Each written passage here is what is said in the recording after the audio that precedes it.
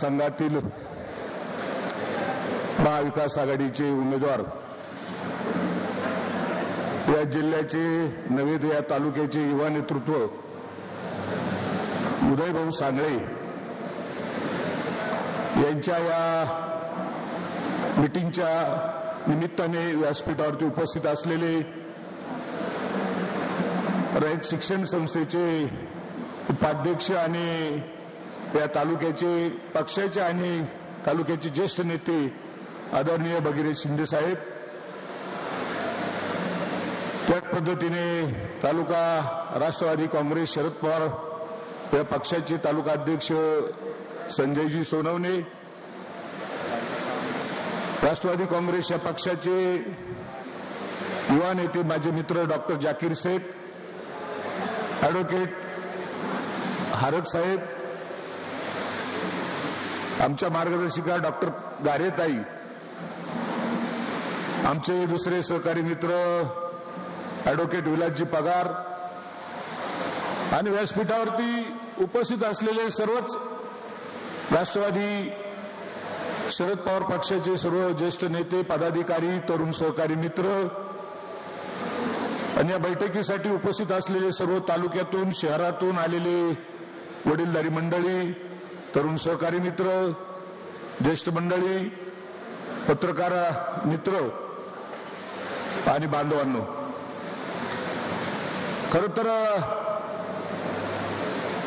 राजकीय प्रक्रिया आता परिपूर्ण सुरू झालेली आहे. कालच उदयभाऊंनी आदरणीय या जिल्ह्याचे लोकप्रिय खासदार जनसेवक राजाभाऊ शिंदे साहेब आणि महाविकास आघाडीचे जे काही जेवढे घटक आहे तेवढ्यांच्या माध्यमातून या ठिकाणी आपला फॉर्म दाखल केला आणि त्यानंतर पहिल्यांदाच या ठिकाणी या नर्मदा लॉन्समध्ये आपण या ठिकाणी सगळे आज एकत्रित आलो आहे. खरं तर तालुक्याला एका नव्या आणि उमेदीच्या आणि तरुण नेत्याची आज गरज आहे. कारण जसं जसं माणसाचं वय वाढत चालतं तसं माणूस थोडासा म्हातारा होत चालतो. तसं सुद्धा जो लोकप्रतिनिधी या ठिकाणी तरुणपणामध्ये तरुण वयामध्ये निवडून येतो त्याची पाळण्याची, त्याची धावण्याची, त्याची काम करण्याची, त्याच्याकडे लोकांच्या सुखदुःखात जाण्याची ही फार मोठी त्याच्याकडे जिद्द, मेहनत आणि कष्ट करण्याची क्षमता असते. ती पर्यायाने ज्या लोकप्रतिनिधीचं वय होतं ती कमी कमी होत चालते आणि अशाच पद्धतीचं या ठिकाणी आज आपल्या पुढे लढाई या ठिकाणी उभी राहिलेली आहे. या तालुक्यात गेल्या 25-30 वर्षापासून या तालुक्याचं नेतृत्व करणारे राष्ट्रवादी अजितदादा पवार गटाचे उमेदवार माणिकराव कोकाटे आणि आता शरद पवार गटाच्या महाविकास आघाडीच्या याच्या उमेदवारी करणारे उदयभाऊ सांगळे यांच्यामध्ये हाच फरक झाला आहे. कारण आपण पाहतोय गेल्या 2 दशके युवक काँग्रेसच्या माध्यमातून जिल्हा अध्यक्षपदाची या ठिकाणी धुरा सांभाळत असताना या जिल्ह्यामध्ये एक नवीन तरुणांचा संच उभा करणे, पक्षाला ताकद देणे, त्या माध्यमातून अनेक निवडणुका जिंकण्यामध्ये, अनेक निवडणुकीच्या प्रक्रियेमध्ये सहभागी होऊन एका प्रवाहामध्ये सामील होऊन या तालुक्यामध्ये रिक्षात बसणारी काँग्रेस ही मोठ्या टेम्पोत बसवली आणि तिचा प्रवाह या ठिकाणी मोठा करण्याचा प्रयत्न उदयभाऊंनी केला. त्यानंतर लोकशाहीच्या प्रक्रियेमधून पंचायत समितीचे सदस्य झाले असतील, शरद पवार राष्ट्रवादी काँग्रेस गटाचे त्यावेळेस एकत्रित असताना गट नेते झाले असतील, त्या ठिकाणी अत्यंत तरुणपणामध्ये या तालुक्यातल्या अनेक प्रश्नावरती सभागृहामध्ये अनेक विषयावरती बोलून त्या ठिकाणी हे प्रश्न सोडवण्याचा प्रयत्न केला. त्याच माध्यमातून भविष्यात पुढच्या कालखंडामध्ये त्यांच्या पत्नीच्या माध्यमातून चास गटामधून या ठिकाणी जिल्हा परिषद सदस्य झाल्यानंतर जिल्हा परिषदच्या अध्यक्षपदाची जबाबदारी आली आणि जे मंत्र्याला जमणार नाही, जे आमदाराला जमणार नाही, जे हाताला लागेल डोळ्याला दिसल अशा पद्धतीचं काम त्यांनी या ठिकाणी ह्या तालुक्यामध्ये उभं करण्याचा प्रयत्न केला आहे. आणि अनेक तरुणांचा संच, अनेक तरुण मुलांच्या जे काही सगळ्या जाती धर्मातल्या घटकामधले जे चांगले मुलं आहेत त्यांना बरोबर घेऊन या तालुक्यामध्ये एक वेगळ्या प्रकारची दिशा देण्याचं काम केलं आहे. या तालुक्यामध्ये आपण बघितलं असेल कुठल्या प्रकारची एक लोंढे गल्ली सोडली आणि एक गावठा सोडला, अशा एक 2-4 ठिकाणी जर तालीम सोडल्या तर ती या ठिकाणी मुलांना खेळायला, कुस्त्या खेळायला किंवा व्यायाम करायला तालीम नव्हती. याच गोष्टीवरती त्यांनी लक्ष देऊन या ठिकाणी आज बस स्टँडच्या समोर स्वतःच्या जागेमध्ये एक अद्ययावत प्रकारची तालीम निर्माण करून, एक अद्ययावत प्रकारची व्यायामशाळा निर्माण करून, एक अद्ययावत प्रकारचं क्रीडा संकुलन निर्माण करून या तालुक्यातल्या मुलांची शक्ती आणि बळ, उद्या मग त्यांना PSI व्हायचं असेल, SP व्हायचं असेल, पोलीस व्हायचं असेल, या सगळ्या गोष्टीमध्ये एक शारीरिक गोष्टीची गरज असते आणि ती या ठिकाणी निर्माण करण्याचा अनेक मुलांमध्ये त्यांनी प्रयत्न केले आणि महाराष्ट्राच्या आणि भारताच्या अनेक स्पर्धांमध्ये ह्या तालमीचे मुलं आज नावलौकिक मिळून मोठे झाले. हा झाला एक ताकदीचा भाग. पण नंतर बौद्धिकतेचा आणि बुद्धिमत्तेचा भाग म्हणून या ठिकाणी राजाभाऊनी ह्या शहरामध्ये जी काही एक अभ्यासिका तयार केली, त्या अभ्यासिकेच्या माध्यमातून अनेक विद्यार्थी IAS, IPS आणि MPSCच्या परीक्षा पास होऊन या तालुक्याचं महाराष्ट्रामध्ये, देशामध्ये नेतृत्व ठिकठिकाणी चांगल्या क्षेत्रावरती अधिकारी म्हणून बसून करण्याचा या ठिकाणी या तालुक्यातल्या तरुणांना लाभ मिळाला. आज मला महाविकास आघाडीच्या या बैठक घेताना, आपल्या सगळ्यांशी संवाद साधताना, खरं म्हणजे गेल्या 4 दिवसापूर्वी, 3 दिवसापूर्वी या देशाचे नेते आणि ज्यांना महाराष्ट्राचा जाणता राजा म्हणून आपण सर्वजण ओळखतो असे आदरणीय शरद पवार साहेब यांच्या आशीर्वादानं मला राष्ट्रवादी काँग्रेसमध्ये प्रवेश या ठिकाणी मिळाला. मी सर्वप्रथम राष्ट्रवादी काँग्रेस संपूर्ण परिवार, शिवसेना आणि काँग्रेस या सगळ्यांचे मनापासून आभार मानतो की त्यांनी माझ्यावर विश्वास टाकला आणि त्या विश्वासानं त्यांनी मला या पक्षामध्ये प्रवेश त्या ठिकाणी दिला. आज आपल्याला सगळ्यांना माहिती आहे की 2024 विधानसभेची निवडणूक ही येत्या 20 तारखेला होऊ घातलेली आहे आणि कालच आदरणीय भाऊंच्या आणि आदरणीय शिंदे साहेबांच्या उपस्थितीत आपण नामनिर्देशन पत्र या ठिकाणी दाखल केलं आणि ही संपूर्ण निवडणूक प्रक्रिया आज सुरू करत असताना जे आपले प्रमुख 3 पक्षाचे घटक आहे, काँग्रेस, राष्ट्रवादी आणि शिवसेना, या तिन्ही प्रमुख पदाधिकाऱ्यांशी संवाद साधावा, त्यांची समन्वय बैठक व्हावी, हा पहिला निर्णय आपण काल घेतला आणि आज आपली पहिली सुरुवात आपल्या सगळ्यांच्या साक्षीनं सर्व पक्षाच्या प्रमुख पदाधिकाऱ्यांच्या उपस्थितीत आपण त्या ठिकाणी करत आहोत. बांधवांनो, आपण सर्वजण गेली 20-22 वर्ष मला एक कार्यकर्ता म्हणून बघताय. विद्यार्थी चळवळीपासून आजपर्यंत या तालुक्यात आपण काम करत आलो. मागच्या 15 वर्षामध्ये आदरणीय भाऊंचा एक सहकारी म्हणून या तालुक्यात आम्ही सर्वांनी एक मोठ बांधली आणि सगळ्या कार्यकर्त्यांना, सहकार्यांना सोबत घेऊन या तालुक्यामध्ये आपण वेगवेगळ्या संस्थांना परिवर्तन त्या ठिकाणी घडवलं. आज विधानसभेची ही निवडणुकीला सामोरं जात असताना आपल्या सगळ्यांमध्ये एकत्रित समन्वय असणं, सगळ्यांनी एकत्रितपणे पुढे जाणं ही खऱ्या अर्थाने गरज आहे. मगाशी भारतशेठ कोकाटे यांनी सांगितलं की या निवडणुकीमध्ये अनेक उमेदवार इच्छुक होते. आदरणीय भारतशेठ कोकाटे हे इच्छुक होते, आपले युवक नेते आदरणीय राजेश भाऊ गडाख हे इच्छुक होते, आदरणीय मार्केट कमिटीचे माजी सभापती डॉक्टर रवींद्र पवार हेही इच्छुक होते, त्यानंतर आपले बाळासाहेब वाघ हे इच्छुक होते, आपल्या राष्ट्रवादी काँग्रेसचे नेते राजारामजी मुरकुटे हे इच्छुक होते, ॲडव्होकेट संजय सोनवणे इच्छुक होते, आपले ज्येष्ठ नेते कोंडाजी मामा आव्हाड ते देखील इच्छुक होते आणि मी देखील इच्छुक होतो. परंतु पक्षश्रेष्ठींनी जसं कोणीतरी एकच माणूस हा या निवडणुकीत सामोरं जाणार आहे आणि म्हणून माझ्यासारख्या कार्यकर्त्याला ही संधी दिली.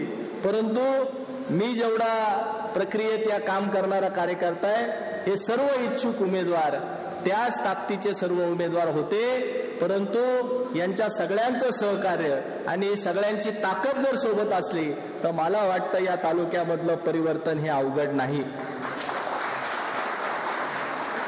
कारण हे सर्व जे काही इच्छुक उमेदवार आहे या प्रत्येकाची एक स्वतःची ताकद आहे, सगळ्यांनी काम केलेलं आहे आणि म्हणून मी थोडा अधिक काळ या राजकीय प्रक्रियेत वयाने जरी लहान असलो तरी मी थोडा 22 वर्ष झाले या प्रक्रियेत काम करतोय. कदाचित त्यामुळं मला थोडी संधी अधिकची मिळाली असेल, परंतु मी या सगळ्या इच्छुक उमेदवारांचा मनापासून अतिशय नम्रतापूर्वक त्यांनाही विनंती करतो की आपण सगळ्यांनी जी काही साथ मला देणार आहेत तर निश्चितपणानं आपल्या विश्वासाला मी कुठेही तडा जाऊ देणार नाही आणि आपण सर्वजण एक टीम वर्क म्हणून त्या ठिकाणी काम करणार आहे. आज या तालुक्यामध्ये विधानसभेची निवडणूक ही काही एकटा उदय सांगळे आमदार होणारे, कुठंतरी विधानसभेचा सदस्य होणारे बांधवांनो हे महत्वाचं नाही. उदय सांगळे हा निमित्त आहे, परंतु या तालुक्यामध्ये परिवर्तन होणं ही काळाची गरज आहे. आज आदरणीय भाऊ हे 2014 ते 19 विधानसभेचे सदस्य असताना त्यांनी जे काम केलं, लोकांशी जो समन्वय ठेवला, जमिनीवर राहून लोकांशी संवाद साधला आणि एक लोकांच्या आठवणीत राहील अशी कारकीर्द त्यांची झाली. परंतु आजचे लोकप्रतिनिधी जर आपण बघितले तर जनतेचा सेवक नाही तर जनतेचा मालक म्हणून ते काम करू राहिले आणि मला वाटतं या पुढच्या काळामध्ये या तालुक्याला जनतेचा मालक नाही तर जनतेचा सेवक म्हणून काम करण्याची माझी भूमिका आहे. आणि या तालुक्यात पक्षीय भूमिका काही असल्या तरी आपल्याला माहिती आहे या तालुक्यातलं राजकारण हे व्यक्ती केंद्रित आहे. शेवट माझी जी काही जडणघडण या तालुक्यात झाली ती निश्चितपणानं आदरणीय भाऊंच्याच मार्गदर्शनाखाली जिल्हा परिषदेचं नेतृत्व मी करू शकलो. आम्ही अनेक जण, कोणी नगरसेवक झाले, कोणी पंचायत समिती सदस्य झाले, कोणी जिल्हा परिषद सदस्य झाले, कोणी मार्केट कमिटीचा सदस्य झाले, परंतु शेवट आमच्या मागं राजाभाऊंची ताकद होती म्हणून आम्ही तिथपर्यंत पोहोचू शकलो हे या ठिकाणी मान्य केलं पाहिजे. शेवट एक कुटुंबाला कोणीतरी कुटुंब प्रमुख लागतो आणि गेली 15 वर्ष त्या कुटुंब प्रमुखाची भूमिका ही भाऊ त्या ठिकाणी निभवत आहे. आणि म्हणून कोणी काही केलं, काही बोलत असले तरी एक मात्र निश्चित आहे, गेली 15 वर्ष मी भाऊंच्या नेतृत्वाखाली काम करतोय. मधल्या काळात ज्या काही गोष्टी आमच्यामध्ये थोडाफार विसंवाद असेल, लोक खूप चर्चा करतात, खूप काहीतरी टोकाच्या भूमिका घेतात, परंतु व्यक्तिगतरित्या भाऊंविषयी, आदरणीय ज्येष्ठ नेते प्रकाश भाऊंविषयी माझ्या मनात हा नेहमीच नितांत आदर हा राहिलेला आहे. राजकारणाच्या पलीकडे जाऊ, शेवट माणूस म्हणून आज राजाभाऊ किती पदाने मोठे, परंतु ते माणूस म्हणून त्यांची जी काही उंची आहे ती या तालुक्यात किंवा माझ्या पाहण्यात ती उंची कोणीही घेऊ शकत नाही, हा माझा याच्यावर विश्वास आहे. आणि भाऊंची एक भूमिका पहिल्यापासून राहिली की भाऊंचा प्रामाणिकपणा, भाऊंची निष्ठा आणि भाऊंचं जो काही सरळ स्वभाव आहे, कुठेही चुकीचं वेडवाकडं काही करायचं नाही. भाऊंनी सर्व इच्छुकांना तेच सांगितलं की महाविकास आघाडीचा निर्णय हा ज्यांना कोणा तिकीट मिळेल, मी महाविकास आघाडीचा एक नेता आहे, मी महाविकास आघाडीचा एक घटक आहे, महाविकास आघाडीच्या पाठीशी मी उभं राहणं हे माझं काम आहे. आणि हेही निश्चितपणानं सांगितलं पाहिजे की या तालुक्यात कुठलाही निर्णय घेताना राष्ट्रवादी काँग्रेस पक्षाने जरी उमेदवार म्हणून मला प्रवेश दिला असेल, परंतु शेवट राजाभाऊंचा आशीर्वाद असल्याशिवाय, राजाभाऊंची संमती असल्याशिवाय ही निवडणूक पुढे जाणार नाही, ही शरद पवार साहेबांची भूमिका आहे. आणि म्हणून आदरणीय भगीरथजी शिंदे साहेब, आदरणीय भाऊ यांच्या मार्गदर्शनाखाली आपण या निवडणुकीला सामोरं जातोय. बांधवांनो, आपण मला सगळ्या भूमिकांमध्ये पाहिलंय, पंचायत समितीत पाहिलं, जिल्हा परिषद पाहिलं. माझ्या डोक्यात कधी हवा जात नाही, मी जमिनीवर काम करणारा कार्यकर्ता आहे.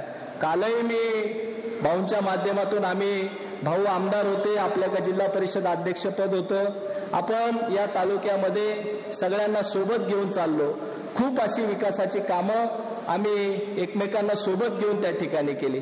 मला विश्वास आहे या निवडणुकीत जर भाऊंच्या मार्गदर्शनाखाली आपण सगळ्या सहकाऱ्यांनी जर साथ दिली तर पुढचे 5 वर्ष या तालुक्यामध्ये भाऊंच्या मार्गदर्शनाखाली या विधानसभा मतदारसंघात आपण इतकं चांगलं काम करू का या जिल्ह्याला आणि राज्याला हेवा वाटावा असं काम या तालुक्यात उभं करून दाखवू. मला आठवतं भाऊंनी जलयुक्त शिवारच्या माध्यमातून या तालुक्यात प्रचंड काम विधानसभेच्या काळात केलं, त्यामुळे या तालुक्यात पाण्याची पातळी वाढली असा सर्वे होता. आज निसर्गाच्या कृपेने खूप पाऊस पडला. काही लोक निसर्गाने पाऊस पाडला त्याचं सुद्धा श्रेय घेता, ते सुद्धा सांगता आम्हीच केलं. आज खरं म्हणजे टीका टिप्पणीचा दिवस नाही आणि मला संपूर्ण निवडणुकीमध्ये कोणाही निवडणुकीत टीका टिप्पणी करायची नाही.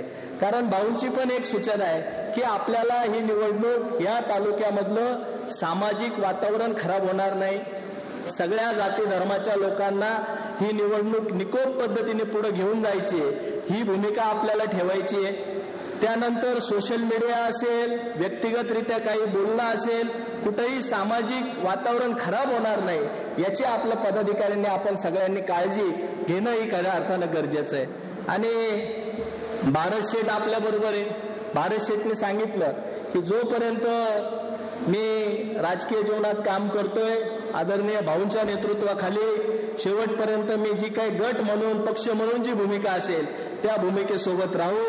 आणि भारत शेठ आता या अफवा चालू राहणार आहे.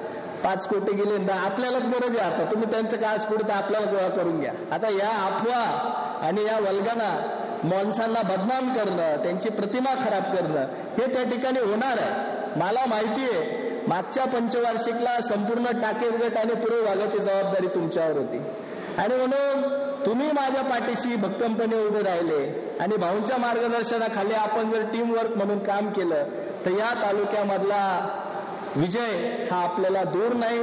आणि मागच्या 2019चा जो काही सल आपल्या मनामध्ये आणि ती सल खऱ्या अर्थाने या निवडणुकीमधून आपल्याला काढता येणार आहे. आणि भारत शेठ जर माझ्या पाठीशी असले, भाऊंचा मार्गदर्शन असलं, शिंदे काकांचं मार्गदर्शन असलं तर मला वाटतं आपण सर्वजण टीम वर्क म्हणून काम करू. कुठल्याही अफवांना बळी पडू नका. आता सोशल मीडियातून वेगवेगळ्या अफवा येतील, काहीतरी जुने भाषणं दाखवतील, त्या भाषणांचा संदर्भ आपल्याला वेगळ्या पद्धतीने दाखवतील, त्याला कुठं बळी पडू नका ही माझी आपल्या सगळ्यांना कळकळीची विनंती आहे. आणि आता भारत शेठन आम्ही देखील गेल्या अनेक वर्षापासून आता सोबत काम करतोय. मजूर संस्थेची निवडणूक असताना आम्ही सर्वजण, मी त्यांच्यासोबत आम्ही खांद्याला खांदा लावून त्या ठिकाणी सोबत राहिलो. आजही मला विश्वास आहे ते माझ्यासोबत खांद्याला खांदा लावून त्यांनी ऑलरेडी काम सुरू केलंय. त्यांनाही मानणारा एक मोठा वर्ग आहे, निश्चितपणानं ती सुद्धा मदत आपल्याला होणार आहे. खरं म्हणजे आज हे काही व्यासपीठाचं चित्र आहे हे कायम असावं अशी अनेक कार्यकर्त्यांची भावना होती. मधल्या काळात अनेक कार्यकर्ते अस्वस्थ झाले होते त्या कुठेतरी आपल्या गटामध्ये एकमेकांमध्ये कुठेतरी समन्वय राहिलेला नाही. मला वाटतं आजचं जे काही चित्र आहे हे निश्चितपणानं प्रत्येकाला दिलासा देणारं राहणार आहे. आणि काल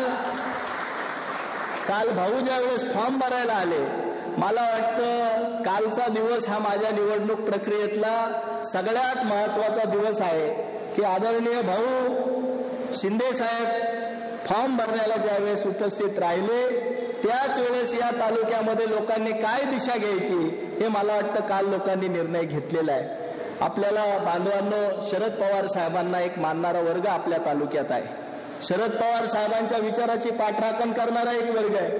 ज्या वेळेस या जिल्ह्यामध्ये पवार साहेबांनी यस काँग्रेस केली त्यावेळेस 14 आमदार या जिल्ह्याने निवडून दिले होते. मागच्या वेळेस जे काही विद्यमान आमदार आहे ते निसटत्या मताने निवडून आले, त्यावेळेस देखील शरद पवारांचा आशीर्वाद, खोटं नाटक केलेलं मतदान, या 2 गोष्टीवरच मला वाटतं ते निवडून आले हे निर्विवाद आहे. आणि म्हणून एक स्वच्छ पारदर्शक आपलं विकासाचं विजन घेऊन आपल्याला जनतेला सामोरं जायचंय. मी आपला अधिक वेळ न घेता आज महाविकास आघाडीच्या या बैठकीमध्ये एवढंच सांगेल की वंदनीय शिवसेना प्रमुख बाळासाहेब ठाकरे, या देशाचे नेते आदरणीय शरदचंद्रजी पवार साहेब आणि काँग्रेस पक्षाचे सर्व नेते मंडळी यांना समोर ठेवून आपण महाविकास आघाडी म्हणून एकत्रित राहावं. आजची विधानसभा झाल्यानंतर आज जर आपण विधानसभेला आज भाऊंच्या रूपाने या सिन्नर तालुक्याला खासदारकी मिळाली, उद्याची विधानसभा भाऊंच्या विचाराने जर आपण सर्वजण एकत्रित राहिलो तर उद्याच्या येणाऱ्या जिल्हा परिषद, पंचायत समित्या, नगरपालिका आणि सगळ्या स्थानिक स्वराज्य संस्थांमध्ये आपल्या महाविकास आघाडीच्या सगळ्या आपल्या सहकाऱ्यांना आपल्याला ताकद देता येईल हे मात्र आपण सगळ्यांनी लक्षात ठेवलं पाहिजे. आणि म्हणून उमेदवार हा एक निमित्त आहे. आपला पक्ष म्हणून, आपला गट म्हणून आपण सगळ्यांनी एकत्रित राहणं ही खऱ्या अर्थाने काळाची गरज आहे. आणि म्हणून आपण सगळ्यांनी एक विचाराने राहा, एकमेकांशी समन्वय साधूया. भाऊंच्या मागं जिल्ह्याचा बराच व्याप आहे. भाऊंनी मला कालही सूचना केली की नाशिकचे काही मतदारसंघ आहे, निफाड आहे, अनेक ठिकाणी त्यांना वेळ त्या ठिकाणी द्यायचा आहे. परंतु याही धावपळीमध्ये सिन्नरमध्ये देखील ज्या ज्या ठिकाणी त्यांचा वेळ आपल्याला असेल, ज्या ज्या ठिकाणी भाऊंला जनतेशी संवाद साधायचा असेल त्या पद्धतीने ते निश्चितपणानं साधतील. आता आपण आजची बैठक झाल्यानंतर प्रत्येक गटनिहाय प्रमुख पदाधिकाऱ्यांचे मेळावे लावले. आज नायगाव गटाचा मेळावा आहे, येत्या 2-3 दिवसात आणखी काही मेळावे, त्यानंतर आपण गावभेट दौरा त्या ठिकाणी करणार आहे. सिन्नर शहरातले माझे सर्व सहकारी मित्र, नगरसेवक यांना सोबत घेऊन आपण प्रभागवाईज दौरा करणार आहे. आणि त्यानंतर ज्या काही वरिष्ठ पातळीवर सभा येतील त्याचं देखील नियोजन आपण त्या ठिकाणी करूया. आपण एकमेकांशी समन्वय साधू आणि कुठेही कोणाचा अनादर होणार नाही, प्रत्येकाचा आदर राहील. कुठेही गैरसमज काही होऊन आपल्यामध्ये होऊ देऊ नका. काही गोष्टी मागं पुढे झाल्या तर थोडं समजून घ्या, हीच विनंती मी या निमित्ताने करतो. आपण सर्वजण मोठ्या संख्येने उपस्थित झाला त्याबद्दल मनापासून आपल्या सगळ्यांचे आभार मानतो. आणि या पुढच्या काळामध्ये या सिन्नर मतदारसंघांमध्ये जे काही 30 वर्षाची प्रस्थापित सत्ता या ठिकाणी आहे त्या सत्तेला परिवर्तन करण्याची ताकद ही आपल्या सगळ्यांमध्ये आहे. ती निश्चितपणाने आपण कराल हा विश्वास व्यक्त करतो आणि माझ्या शब्दांना विराम देतो. आदरणीय उदयभाऊ साने हे आपल्या विधानसभेची निवडणूक लढवत आहेत आणि काल फॉर्म भरल्यानंतर समन्वयाची बैठक आज व्हावी, जास्त भाषण होऊ नये, परंतु समन्वयासाठी सगळ्यांनी एकत्र यावं. आणि त्यानंतर आपल्याला आता जवळपास 1 महिनाभर, 2-3 दिवस कमी, 1 महिनाभर अखंडपणे लोकांच्या संपर्कात राहून भाषण करून आपले विचार सर्वसामान्य लोकांपर्यंत पोहोचवायचे आहेत. आणि म्हणून आज जास्त बोलण्याचं काही कारण नाही आहे. फक्त आपण सर्वांनी एकत्र राहिलं पाहिजे आणि एकत्रितपणे ही निवडणूक लढवली पाहिजे. मी आपल्याला सांगू इच्छितो की मला बऱ्याच लोकांनी विचारणा केली, विचारणा होत होती, परंतु आपल्यालाही माहीत आहे की तुमच्या सर्वांमधला एक सर्वसामान्य कार्यकर्ता 12 वर्ष निवडणुकीच्या 12 वर्षापूर्वी निवडणुकीच्या राजकारणात आला आणि 14 साली आपल्या सर्वांच्या आशीर्वादाने या तालुक्याचं नेतृत्व करण्याची संधी मला मिळाली. प्रामाणिकपणे 5 वर्ष काम केलं. 19ची निवडणूक आली, सर्वांनी प्रामाणिकपणे काम केलं, परंतु निवडणुकीचं राजकारण आहे, कमी जास्त होत राहतं. माझा म्हणण्यापेक्षा आपल्या सर्वांचा पराभव झाला. त्या पराभवाला जे काही कारण आहेत त्याच्यातला सर्वात मोठा घटक म्हणजे आदरणीय शरदचंद्रजी पवार साहेब. ते पावसात भिजले, तिकडं पाऊस पडला आणि मी इकडं पडलो. परंतु महत्वाची गोष्ट त्याच्यात आता अशी आहे की पवार साहेबांच्या नेतृत्वाखाली हे सगळं चाललंय आणि आता आपण त्यांच्या नेतृत्वाखाली सगळं काम करतोय. मला वाटतं आता पाऊस पडला काय नाही पडला काय तर मतांचा पाऊस पडावा ही अपेक्षा आता आपण व्यक्त करू.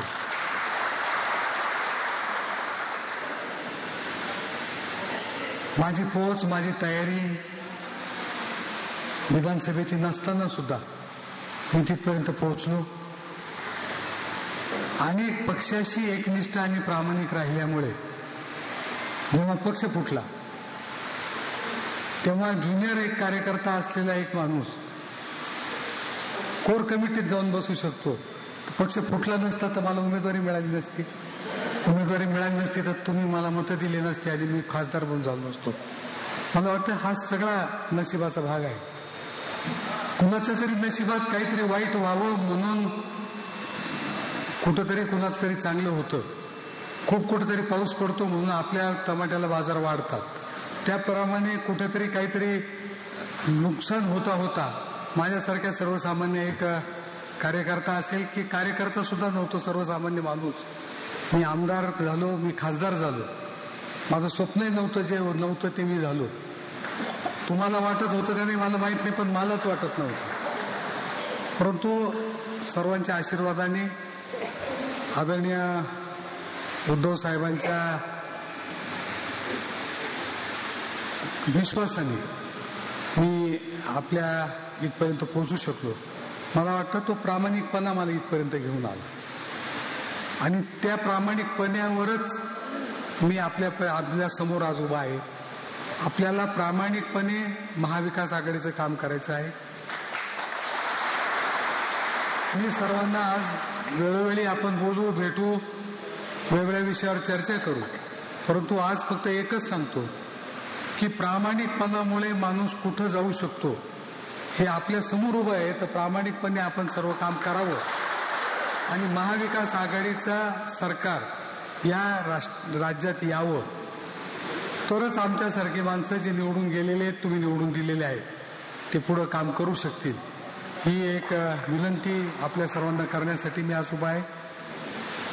उमेदवार कोण आहे याच्यापेक्षा आदरणीय शरदचंद्रजी पवार साहेब, आदरणीय उद्धव साहेब, काँग्रेस पक्षाचे आदरणीय राहुलजी असतील, आदरणीय थोरात साहेब असतील, हे आपले नेते आहेत आणि त्यांच्याकडे पाहून आपल्याला मतदान करायचं आहे. आपल्याला महाविकास आघाडीला मतदान करायचं आहे. प्रत्येक मतदारसंघात निशाण्या वेगवेगळ्या जरी असल्या तरी सुद्धा महाविकास आघाडी म्हणून एक संघटन तयार झालेलं आहे, ते संघटन व्यवस्थितपणे सत्तेवर यावं यासाठी एकेका जागेला महत्त्व आहे आणि म्हणून त्या एकेका जागेसाठी आपल्याला लढायचं आहे. एक जागा आपल्याला काबीज करायची आणि ती भेट 23 तारखेला आदरणीय पवारसाहेब असतील, आदरणीय उद्धवजी असतील, आदरणीय थोरात साहेब असतील, पटोले साहेब असतील, जे कोणी काँग्रेसचे नेते असतील त्यांच्यापर्यंत ही सिन्नरची भेट आपल्याला पोहोचवायची ही भावना या निमित्ताने व्यक्त करतो. आपल्या सर्वांना कळकळीची विनंती करतो की अफवा, कानगोष्टी याच्यापासून बाजूला राहून केवळ आणि केवळ यश संपादन करण्याचा प्रयत्न आणि त्या प्रयत्नात यश येणं इथपर्यंत आपल्याला पोहोचलं पाहिजे. 20 तारखेला मतदान आहे. आज 1 महिना सुद्धा राहिलेला नाही. प्रत्येकाने आपण स्वतः उमेदवार आहोत या नात्याने काम केलं पाहिजे. मी जरी आज तालुक्यातला तुमच्यामधला एक घटक असतो तरी सुद्धा 6 मतदारसंघाचा प्रतिनिधी असल्यामुळे मला बाकी ठिकाणी जावं लागणार आहे. त्यातल्या त्यात परवा मी जेव्हा मुंबईला गेलो तेव्हा आदरणीय उद्धवजींनी मला बाजूला घेऊन अनिल अण्णा कदम यांची AB फॉर्म, जे तिकीट आपण म्हणतो, ते माझ्या हातात दिलं आणि मला सांगितलं की अनिलकडे नेऊन द्या आणि अनिलला निवडून आणायची जबाबदारी तुमच्यावर आम्ही टाकतो. ही मला सांगितल्यामुळे थोडं निफाडकडं मलाही लक्ष द्यावं लागणार आहे. म्हणजे 6च्या ऐवजी 7 मतदारसंघ माझ्याकडे जबाबदारी दिलेली आहे. तरीसुद्धा आपण कुठेही जरी फिरत असलो तरी शेवटी आपलं घर कुठं आहे याच्याकडे आपल्याला लक्ष द्यावं लागणार आहे आणि म्हणून आपण सर्वांनी मिळून थोडी माझी जबाबदारी जरी कमी असेल तर मी तुमच्या भरोश्यावर बाहेरची जबाबदारी घेतोय आणि तुमच्या भरोश्यावर तुम्ही सर्वांनी मिळून जी थोडीफार माझी जिथं जिथं कमी पडेल ती जागा तुम्ही सर्वांनी मिळून एकत्रितपणे भरून काढावी ही आपल्या सर्वांना विनंती करतो. 20 तारखेला तुतारी या निशाणी समोरील बटन दाबून आपण आदरणीय उदयभाऊ सांगळे यांना विजयी करावं ही कळकळीची साहेबांचा उमेदवारी अर्ज दाखल करायला जायचं आहे आणि मलाही थोडंसं आज घाईचं आहे. पण मागे जसे बसले तसे समोर पण विनायक सांगण्यांपासून अनेक समोर तर फार नावं घेतली पाहिजे, तेव्हा आपण सर्वांनी नावं आपली घेतली आहेत. हरक साहेब, दळवी साहेब, सगळे मला माफ करा. सर्व मान्यवर उपस्थित बंधू आणि भगिनींनो, खरं विधानसभेच्या निवडणुका जाहीर झाल्यात. सिन्नर विधानसभा मतदारसंघ हा आघाडीतील राष्ट्रवादी काँग्रेस पक्षाला सोडण्यात आला आहे आणि त्यात उदयभाऊ सांगळे यांना उमेदवारी जाहीर झालेली आहे. खरं म्हणजे ह्या निवडणुकीमध्ये अनेक उमेदवार म्हणजे अनेक कार्यकर्ते इच्छुक होते. डॉक्टर गारेताई गेल्यात, अनेक आमचे जुनी सहकारी वर बसलेत, डॉक्टर आत्रे आहेत, डॉक्टर गारे आहेत, बरीच आज व्यासपीठावर आहेत तसे समोर पण आहेत. पण माणसे खूप समंजस असतात आणि ज्यांच्या मगाशी उदय सांगळे बोलले उमेदवार म्हणून, पण अतिशय पोक्तेपणाने त्यांनी या ठिकाणी त्यांचे उमेदवार म्हणून विचार मांडलेत. खासदार राजाभाऊ इतके विनोदी बोलतात हे आज पहिल्यांदाच मी ऐकले आणि त्यांनी आपल्या सगळ्यांनाच उद्याच्या निवडणुकीमध्ये काय करायचं आहे तेही त्यांनी स्पष्टपणे सांगितले. पण मी उमेदवारांबद्दल बोलत होतो की सगळेच उमेदवार ज्यांची इच्छा होती ते खूप पात्र असे होते.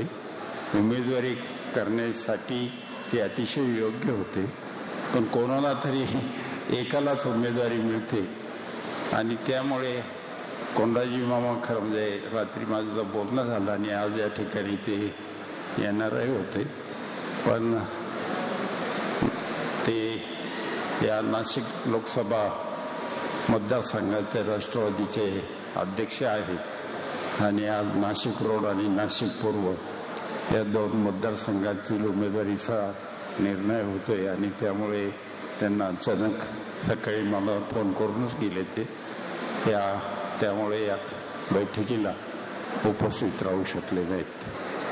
पण सर्व आघाडीची मंडळी एकत्र आहेत याचा खूप आनंद माझ्यासारख्याला होतोय. आणि सिन्नर काय सिन्नरच्या मतदाराला सिन्नरच्या कार्यकर्त्याला कोणी बाहेरून येऊन सांगावं अशातला भाग कधीच नव्हता. फार पूर्वीपासून 1957 पासून मी पाहिलेले. तर म्हणजे लोकसभा निवडणुकीमध्ये मी मगाशी असं म्हटलं की राजाभाऊंचा अनेक अर्थाने उच्चांक आहे. त्या उच्चांकातला एक मोठा भाग हा सिन्नरकरांचा.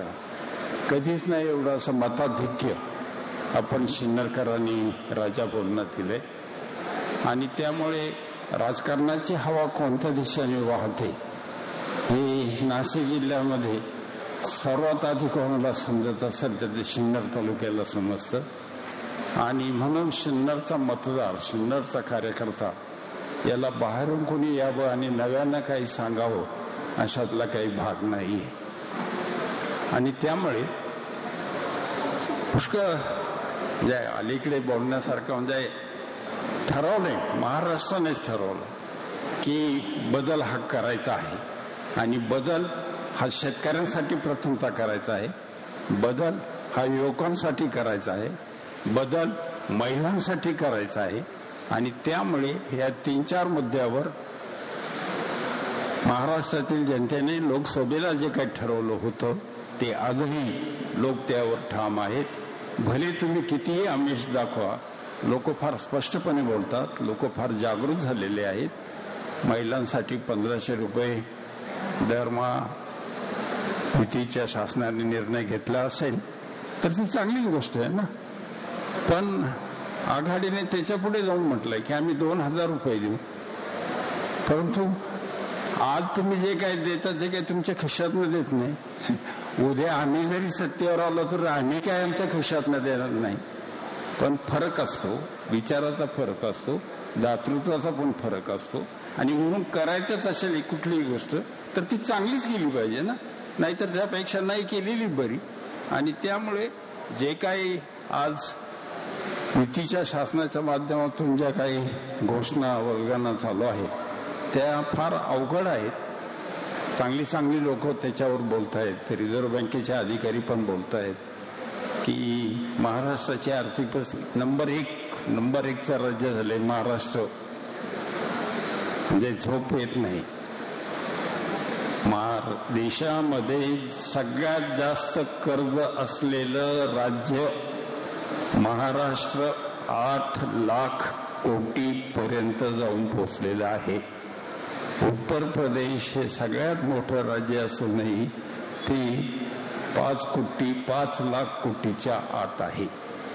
त्यामुळे आपण कितीही बढाई मारत असू की महाराष्ट्र ही क्रमांक 1चं राज्य आहे, विरोधी म्हणत असतील आणि सत्ताधारी म्हणत असतील, पण हे वास्तव हे काही लपून ठेवता येत नाही. आणि त्यामुळे उद्याला जर त्याची घडी नीट करायची असे पवार साहेब म्हणता येते, त्यांच्यापुढे खूप काहीतरी नियोजन आहे, तर त्यासाठी आघाडीचं सरकार येणं आवश्यक आहे. आणि त्याच्यासाठी उदयभाऊ सांगळे यांना विधानसभेवर पाठवणं हेही पण गरजेचं आहे. म्हणजे खूप बोलण्यासारखं आहे, बोलत नाही. लोक असं म्हणतात की आम्ही खूप विकासाची कामे का केली, आम्ही विकास पुरुष आहे. पण तुम्ही विरोधकांना संधी द्या ना. तुमचा विकास हा 100 हॉर्सपॉवरचा असेल तर आमच्या उमेदवाराचा विकासाची जी शक्ती ती कमीत कमी तुमच्या दुप्पट 200 हॉर्सपॉवरची निश्चित आहे. आणि त्यामुळे जोपर्यंत माणसांना ती संधी मिळत नाही. आता राजाभाऊंचंच बघा ना, हे राजाभाऊंना म्हणे इंग्रजी 1 वाक्य बोलता येते. महाराष्ट्रामध्ये इंग्रजीमध्ये संसदेमध्ये भाषण करणारे बोटावर जे काही 2-3 खासदार आहेत त्यात राजाभाऊ बोलतायत आणि स्पष्टपणे बोलतायत, खूप मुद्द्यावर बोलताय. क्रक्स ऑफ द मॅटर म्हणजे फार हे करत नाहीत, पण सगळ्यांना त्याचं नोंद घ्यावी लागते अशा पद्धतीने बोलतात.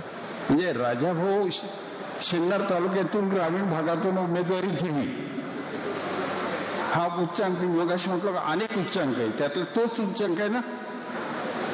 आणि राजाभाऊ संसदेमध्ये बोलू शकतात आणि ते इंग्रजीत बोलू शकतात, हे कधी कळालं. आणि नुसतं बोलू शकतच नाही तर त्याची मांडणी पण इतकी उत्तम रीतीने ते करू शकतात, हे आपल्याला कधी समजलं. जेव्हा त्यांना ते निवडून आले, संसदेत गेले, त्यांना संधी मिळाली, तेव्हा लोकांना समजले नाही राजाभाऊ काय माणूस आहे, काय व्यक्ती आहे, काय नेतृत्व आहे. तसंच आहे विधानसभेला उद्या बघा, असंच आहे. आणि म्हणून उदयभाऊ सांगळ्यांच्या बाबतीमध्ये आपण सर्वजण त्यांच्या नुसतं पाठीशी आहोत असं नाही. अनेक प्रलोभन येतील, अनेक येतील.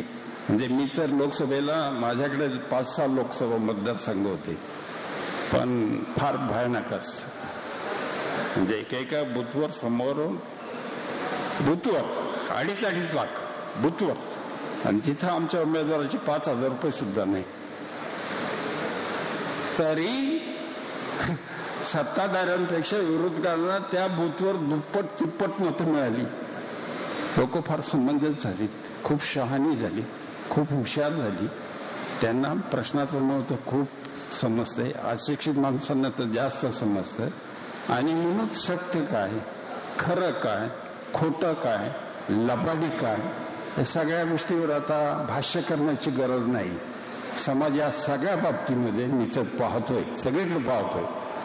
म्हणजे शिक्षण क्षेत्रात पाहतोय, समाजकारणात पाहतोय, राजकारणात पाहतोय, आमच्या वकिली व्यवसायात पाहतोय, वैद्यकीय सगळीकडे पाहतोय. लोक खूप जागरूक झाली आणि त्यामुळे ही एक लाट आहे. लोकांनी घेतलेला हा निर्णय आहे. आणि त्यामुळे उद्याच्या निवडणुकीमध्ये काल जो तो मला एवढंच फक्त एक विनंती करायची, आणि तुम्ही ते करणार आहात, की लोकसभेमध्ये शिन्नरकरांनी जो एक उच्चांक अनेक अर्थाने केला, शिन्नरकरांनी तोच उच्चांक आणि एक मोठा शॉक शिन्नरकर उद्याच्या विधानसभेच्या निवडणुकीमध्ये उदयभाऊ सांगळ्यांचं तुतारी या बटणावर दाबवून त्यांना खूप खूप मतांनी आपण सगळे विजयी कराल अशी विनंती आपल्या सगळ्यांना करतो. थांबतो. जय हिंद, जय महाराष्ट्र.